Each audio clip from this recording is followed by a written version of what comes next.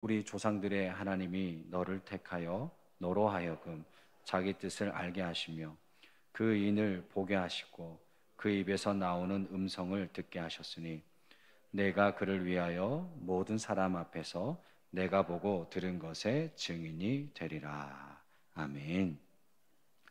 네, 오늘 수요기도에 오신 여러분을 환영합니다. 어떻게 여름 휴가들은 잘 다녀오셨어요? 네. 저 2주 전에 휴가를 잘 다녀왔습니다. 그렇게 가고 싶었던 버킷리스트 중에 하나였던 자전거를 타고 제주도를 이렇게 한 바퀴를 돌았습니다. 이제 입문했습니다. 네, 234km 되는 그 자전거를 돌면서 묵상하고 또 기도하고 생각하면서 앞으로 나는 어떤 인생을 살아갈까? 나는 어떤 목표를 또 준비하며 또 걸어가야 할까? 등등의 생각들을 하면서 또 묵상하면서 기도하면서 시간을 보냈습니다. 또 모처럼 기도원도 올라갔어요. 기도원 왜 이렇게 좋아요? 기도원 너무 좋더라고요. 또 하나님과 개인적으로 또 친밀한 시간도 갖고 기도하고 참 은혜로운 휴가를 보내고 왔습니다. 참 영적으로 육적으로 리프레시하는 그런 시간을 가졌는데요. 참 휴가란 참 좋은 것 같습니다. 그렇죠? 재충전이 필요한 사람들에게 참 필요한 것이 휴가이구나라는 것을 다시금 깨닫게 되는데, 오늘 우리 수요 기도에 오늘 이 밤에 다시금 우리들의 신앙에 우리들의 믿음에 재충전되어지고 또 리프레시 되는, 다시 신선해지고 새로워지는 그런 귀한 은혜의 시간이 되었으면 합니다. 오늘날 많은 현대인들이 하루하루를 최선을 다해서 열심히 정신없이 살아갑니다. 또 우리 신방을 하다 보면 우리 많은 성도님들도요, 하루하루를 얼마나 치열하게 열심히 살아가는지 모릅니다. 정말 열심히들 살아가세요. 누구나가 각자의 그 자리에서 인생의 꿈을 이루기 위해서, 목표를 이루기 위해서 각자의 자리에서 열심히 달려갑니다. 개인의 행복, 가정의 행복 등등의 여러 가지 행복을 위해서 열심히들 살아가지요. 그런데 때로는 마음대로 뜻대로 잘 풀려지지 않아서 괴로울 때가, 또 때로는 힘에 부쳐서 감당해내기가 어려운 부담감으로 지칠 때가 참으로 많고요. 또 힘을 잃어 상실감에 괴로워할 때도 있습니다. 가장으로서, 또 학생으로서, 또 직장인으로서 등등 여러 다양한 모습 속에서 감당해내기 쉽지 않은 그 부담감을 이겨내느라 최선을 다하며 우리는 살아가고 있습니다. 교회에서는 어떤가요? 교회에서도 마찬가지 아닐까요? 우리가 성도로, 또 구역에서, 성교회에서, 또 교사로, 찬양대로, 오늘 우리 조이 찬양단으로 등등 참으로 열심히 섬기며 지금까지 걸어오고 계십니다. 그런데 지칠 때가 있어요. 그렇죠? 방전될 때가 있습니다. 때로는 내 안에 믿음도 고갈되어서 힘들도 지칠 때가 많아서 내가 봉사를 하는 건지, 봉사가 나를 이끌고 가고 있는 건지, 내가 예배를 드리고 있는 건지, 내가 예배에 관람하고 있는 건지 때로는 참 구별되지 않을 때가 참 있습니다. 로라판 더누트 립스키 저자의 사실은 많이 지쳐 있습니다 라는 책이 있어요. 의욕이 생기지 않고 저마다 삶의 그 과부하로 인해서 지쳐있는 사람들에게, 또 힘들어하고 지쳐있는 오늘날의 많은 사람들에게 위안이 되고 위로가 되는 책입니다. 가정에서, 일터에서, 공동체에서 넘치는 그 부담으로부터, 과부하로부터, 여러 가지 과다한 짐으로부터 편안해지고 또 그 수고한 자신을 섬세히 돌아보게 함으로 다시금 리프레시하게 하는 책입니다. 책 중에 이런 글이 있습니다. 이 작가가 팀 페리스라는 작가의 말을 인용한 글인데요, 제가 잠시 소개하겠습니다. 내가 맞은 거대한 폭풍은 영원하지 않다. 그렇다고 내게 닥칠 마지막 폭풍은 물론 아니다. 앞으로 더 많은 폭풍이 들이닥칠 것이다. 중요한 것은 불을 피워 몸을 따뜻하게 유지하면서 폭풍이 지나가길 기다리는 것이다. 이런 불 가로 열고 우리가 쌓아온 일상과 습관과 인간관계와 대처 능력 가로 닫고 이런 불이 있으면 내리는 비를 홍수가 아니라 걸음으로 볼 수 있다. 이런 글입니다. 그러니까 우리에게 다시 일어서게 하는 불과 같은 힘이 필요하다는 것이죠. 불이 있다면 내리는 비를 홍수가 아니라 걸음으로 볼 수 있는 것처럼 힘을 잃어버리고 상실감에 그 과부하의 힘에 겨워 하루하루를 살아가는 저와 여러분에게 다시금 일어서는 힘을 회복하는 은혜가 있길 바랍니다. 오늘 말씀에도 힘을 잃어버렸다가 절망했다가 다시금 회복되어지고 그런 인생이 등장을 합니다. 우리가 너무나 잘 아는 사도 바울이지요.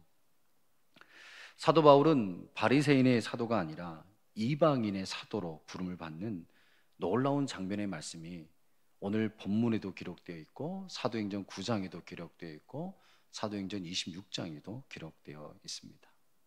우리가 다 읽지는 않았지만 22장 1절에서부터 16절까지의 그런 말씀이 담겨져 있어요.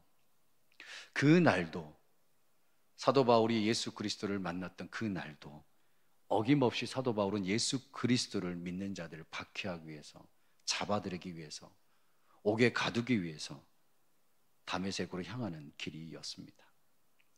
기세등등하게 가던 그 발걸음이 그만 멈춰지고 말았지요. 바로 우리 주님이 그 발걸음을 스탑시키셨습니다. 예수 그리스도의 그 큰 빛이 사울을 비치자, 이 바울을 비치자 그만 땅에 꼬꾸라지고 말았습니다. 힘을 잃어버린 사도 바울의 모습이죠. 얼마나 당황스러웠을까요? 자신이 그렇게 믿고 따랐던 그 구약의 율법을 최고의 가치라고 여겼던 그 사도 바울의 그 믿음이 다메섹 도상에서 그만 꺾이고 말았으니 얼마나 당황스러웠을까요? 열심히 자신이 믿고 살아왔는데 자신이 지금까지 수고한 모든 수고가 물거품이 되어버렸으니 얼마나 당황스러웠을까요? 한번 생각해 보십시오. 내가 지금까지 믿고 따랐던 그 절대 가치라고 생각했던 그렇게 살아왔는데 어느 한순간에 그것이 가짜라고, 그것이 잘못되었다는 것을 알게 된다면 그 상실감은 어떨까요? 참으로 자신에게 실망스럽고 괴로웠을 것입니다. 그 길에 그만 엎드려 갈 길을 알지 못했지요. 여러분, 힘을 잃어버린 사도 바울이 어떤 사람입니까? 오늘날로 말하자면 명문대 출신이고요. 난지 8일 만에 할례를 받았던 사람이고 히브리인 중에 히브리인이요. 율법에 있어서는 바리새파 사람이요. 열심에 있어서는 교회를 박해하는 자이고 율법의 의에 있어서는 흠없는 사람이었습니다. 대단한 사람이었지만 그만 힘을 잃고 쓰러지고 말았습니다. 대단했던 사람 바울이 그 주님 앞에서 그만 쓰러지고 말았지요. 오늘 본문 10절에 이렇게 고백합니다. 내가 이르되 주님 무엇을 하리이까? 주께서 이르시되 일어나 다메섹으로 들어가라. 내가 해야 할 모든 것을 거기서 누가 이르리라 하시거늘. 예수 그리스도를 만나 제 새로운 인생으로 재탄생하게 되는 사도 바울의 모습을 발견하게 됩니다. 그런데 사도 바울이 오늘 뭐라고 고백하고 있나요? 주님을 뭐라고 고백합니까? 주님 무엇을 하리이까? 주님 무엇을 하리이까? 자신의 힘 없음을 고백합니다. 이것이 신앙 안에서 다시금 리프레시하는 비결입니다. 주님 무엇을 하리이까? 겸손의 고백을 하고 있습니다. 주님 무엇을 하리이까? 그 기세등등했던 사도 바울이 내가 누구인 줄 알아? 내가 바로 사울이야 라며 그 사울이 지금 주님 무엇을 하리이까? 주님 무엇을 하리이까? 라며 겸손의 고백을 합니다. 사울의 이 고백 속엔 자신이 지금까지 보잘것없는 존재인 줄 모른 채 최고의 존재인 줄 알고 그렇게 살았는데 자신의 뜻, 자신의 생각대로 살았습니다마는 이제는 저는 미약한 존재입니다 라고 고백하는 그런 고백인 것이죠. 주님 저를 불쌍히 여겨 주옵소서. 이제 아무런 힘도 아무런 능력도 아무런 지혜도 없사오니 나를 이끌어 주옵소서. 주님 무엇을 하리이까? 사도 바울은 나는 아무것도 아닙니다라고 인정하며 주님 내가 무엇을 하리이까 하고 묻습니다. 이것이 바로 영적 신선함을 공급받는 비결입니다. 나의 부족함을 인정하고 그분 앞에 나아가는 것입니다. 그 주님 앞에 나아가는 것입니다. 그리고 기도의 시간을 갖는 것입니다. 그 하나님 앞에 나아가 기도의 시간을 갖는 것입니다. 주님 내가 무엇을 하리이까 물으면서 하나님께 나아가야 하는 것입니다. 하나님께 더 가까이 나아가야 하는 것입니다. 사도행전 9장 11절의 말씀을 보시면 사도 바울은 기도하는 중이었습니다. 주께서 이르시되 일어나 직가라 하는 거리로 가서 유다의 집에서 5사람 사울이라 하는 사람을 찾으라. 그가 기도하는 중이니라. 사도행전 9장 9절에 사흘 동안 보지도 먹지도 마시지도 못했다라고 기록하고 있습니다. 사도 바울이. 그러나 그는 먹지도 보지도 마시지도 않았지만 뭐 하는 중이었습니까? 기도하는 중이었습니다. 주님 무엇을 하리이까? 내가 앞으로 어떤 인생으로 살아가야 하리이까? 내가 어떻게 살아가야 할까요, 주님? 묻고 있는 것이죠. 자신의 무기력함을 인정하고 기도하며 나아갔던 사도 바울이었습니다. 기도 중에 하나님의 채워주심이 있었고 하나님의 만지심이 회복해 하심이 있었습니다. 비로소 하나님께서 일하시는 것이죠. 우리들 스스로가 나의 힘이 아닌 하나님의 힘으로, 하나님의 도우심으로 오늘 여기까지 왔음을 인정하며 걸어갈 때 더욱더 우리에게 새로운 힘을 공급받을 수 있게 되는 것입니다. 혹시 이번 주일 오후 찬양 예배 때 불렀던 찬양 혹시 기억하시는지요? 마지막 곡으로 불렀던 찬양입니다. 휴가 기간 내내 저를 붙잡았던 찬양이기도 합니다. 나는 아무것도 아닙니다 라는 찬양이었어요. 나는 아무것도 아닙니다. 주님의 사랑이 없으면 나는 아무것도 모릅니다. 주님의 지혜가 없으면 나는 아무것도 못합니다. 주님의 능력이 없으면 나는 한순간도 못 삽니다. 주님의 생명이 없으면. 이런 찬양입니다. 주님 없이는 아무것도 아닙니다. 사도 바울은 이런 고백으로 나아가고 있는 것입니다. 이 고백이 저와 여러분의 고백이 되길 바랍니다. 또한 주님께서는요, 그 쓰러진 사도 바울을 그냥 내버려 두지 않으셨습니다. 새로운 힘을 공급하시기 위해서 사람을 붙여주셨습니다. 앞을 보지 못하는 사울에게 사람들을 붙여주셨습니다. 우리 11절 말씀에도 나와 함께 있는 사람들의 손에 끌려, 9장 8절에도 사람의 손에 끌려 다메섹으로 인도하시고 사흘을 머물게 하십니다. 그리고 아나니아라는 사람을 만나게 하시죠.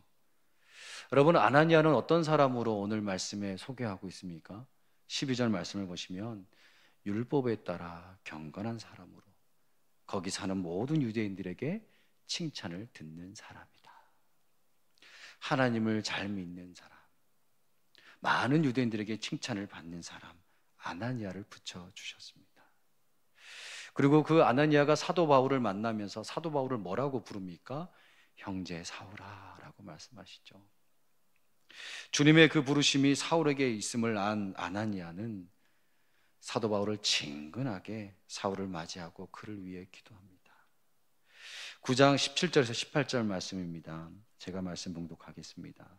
아나니아가 떠나 그 집에 들어가서 그에게 안수하여 이르되 형제 사울아, 주 곧 내가 오는 길에서 나타나셨던 예수께서 나를 보내어 너로 다시 보게 하시고 성령으로 충만하게 하신다 하니 즉시 사울의 눈에서 비늘 같은 것이 벗어져 다시 보게 된지라.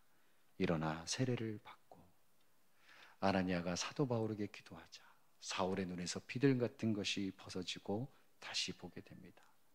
그리고 음식을 먹게 되고 다시금 리프레시해지는 사도 바울의 모습을 목격하게 되지요.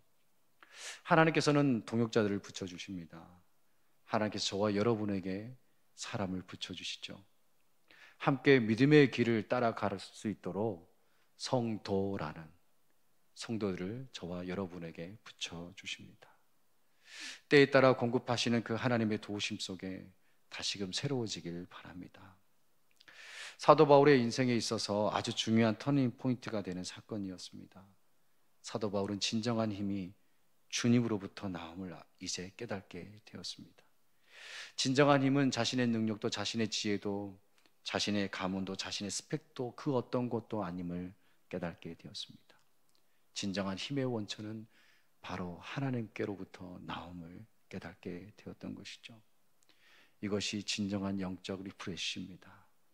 오늘 수요기도에 참석하신 모든 분들이 주님으로부터 공급되어지는 놀라운 은혜가 있기를 원합니다. 기도하실 때 하나님으로부터 공급되어지는 놀라운 영적인 은총이 가득하길 바랍니다. 주님으로부터 공급되어지는 영적 리프레시를 다 경험하길 원합니다. 새롭게 하시고 다시 일어서게 하시는 그 하나님을 바라보고 나아가는 저와 여러분이 되길 바랍니다. 끝으로 15절 말씀입니다. 내가 그를 위하여 모든 사람 앞에서 내가 보고 들은 것에 증인이 되리라. 사도 바울로 하여금 증인의 삶을 살게 하시는 하나님이십니다. 이것이 하나님의 뜻입니다. 다시금 새롭게 하시고 놀라운 은혜를 베풀어 주시는 것은 그것으로 끝이 아니라 증인된 삶을 살아가시기를 바라는 하나님의 뜻이 있습니다. 저와 여러분도 마찬가지지요. 소금으로 빛으로의 착한 행실로 하나님께 영광 올려드리는 그 증인의 삶을 많은 이웃들에게, 많은 지역 주민들에게 우리들의 모습을 통하여서 살아계신 하나님을 목격해 하시고 하나님을 증거하는 그런 증인된 삶을 저와 여러분은 살아가야 할 것입니다. 말씀 마치겠습니다. 하나님만이 우리를 새롭게 하실 수 있습니다. 하나님만이 우리에게 새 힘을 공급해 줄 수 있습니다. 앞서 소개한 글귀처럼 불을 피워 몸을 따뜻하게 유지하면서 폭풍이 지나가길 기다리는 것처럼 인생 가운데 내리는 그 비를, 그 폭풍우를 두려워하거나 무서워하는 것이 아니라 하나님으로부터 공급되어지는 그 영적인 불을, 그 하나님으로부터 채워지는 놀라운 그 은혜들을 우리들의 삶의 자리자리에 꺼지지 않도록 날마다 지피며 날마다 그 불을 붙들며 성령의 충만함 가운데 날마다 새롭게 함으로 인생 가운데 승리하는 저와 여러분이 되길 간절히 바랍니다. 여러분 지쳐 계신가요? 많이 힘드신가요? 오늘 이 밤에 성령의 하나님을 붙드시길 바랍니다. 다시금 성령의 충만케 해주시는 놀라운 은혜를 붙드시길 바랍니다. 그래서 남은 하반기 다시금 하나님께로 더 가까이 하나님께서 베풀어 주신 그 은혜를 붙들고 다시금 한 걸음 한 걸음 뚜벅뚜벅 걸어가는, 그렇게 걸어가는 저와 여러분의 삶이 되시기를 간절히 소망합니다. 이 시간 우리 말씀을 생각하면서 기도하기를 원합니다. 주님, 이 시간 지친 우리들의 마음과 육신에 성령의 기름을 부어 주옵소서. 그래서 새롭게 되는 심령이요 믿음이 되게 해달라고 우리 이 시간 간절하게 기도하겠습니다. 사랑과 은혜가 많으신 아버지 하나님, 우리들의 마음